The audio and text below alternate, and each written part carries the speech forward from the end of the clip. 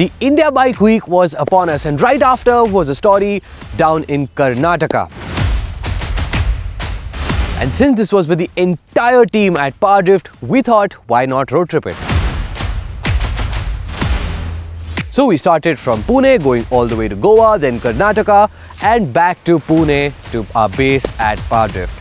15 days, 3,000 kilometers in our newest long-termer, the Tata Safari.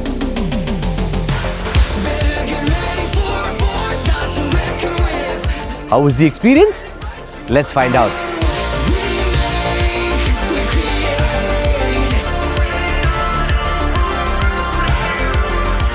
Whatever we may say, the way a car looks is something that really does matter to us all. And when it comes to that, the Safari is an SUV that scores a solid 9 for us. I mean, just look at it. The connected DRL, sculpted haunches, those 19-inch wheels, the overhangs and the stance. It just looks so good. And even though this is an old design, it has aged really well. But the details have gremlins hiding. The panel gaps are uneven, and the headlights, even though bright, don't really light up the road very well at night with oncoming traffic. Luckily, the light-related issues that are seen on social media haven't really appeared on our test car yet.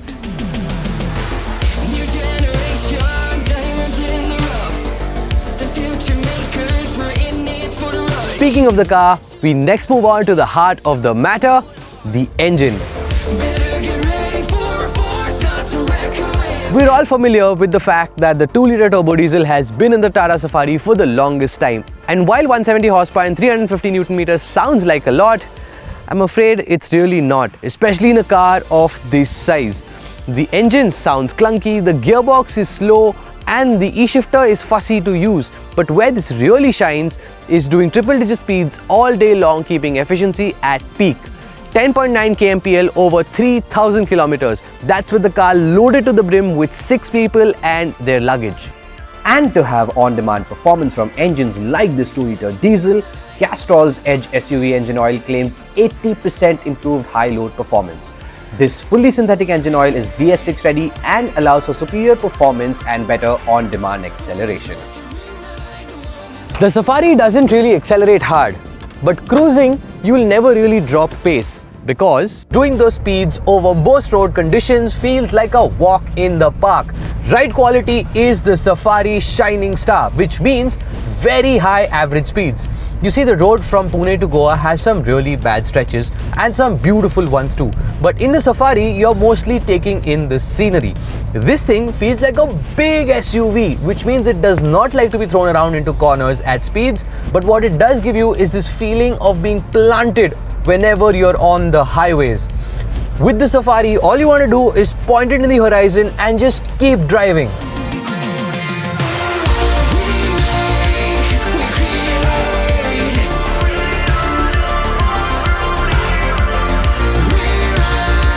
Thankfully, it is a nice place to spend time. Firstly, ventilated seats. Front and middle row are a huge plus on any road trip. Secondly, the speakers might not be high-end, but they sound good.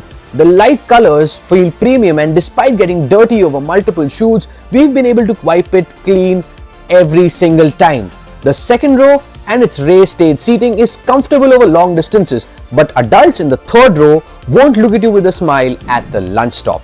And keeping the luggage of 6 people is definitely a no-go with this much space. With 5 people though, there's enough room for a week-long road trip.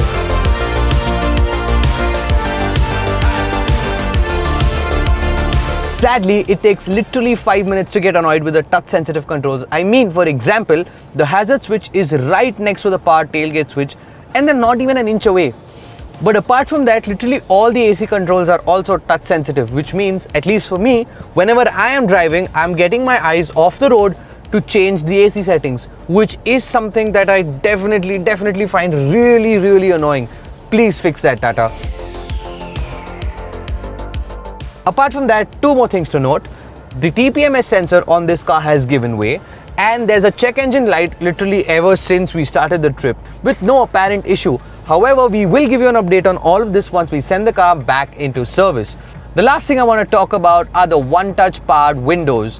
well, they sort of have a mind of their own where they work sometimes, but sometimes they just don't.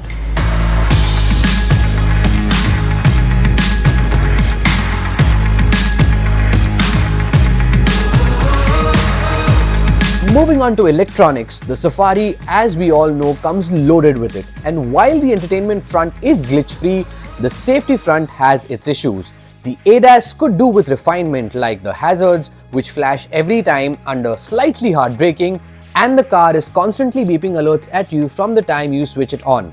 The adaptive cruise control works really well, and the 360-degree camera system's resolution is great too.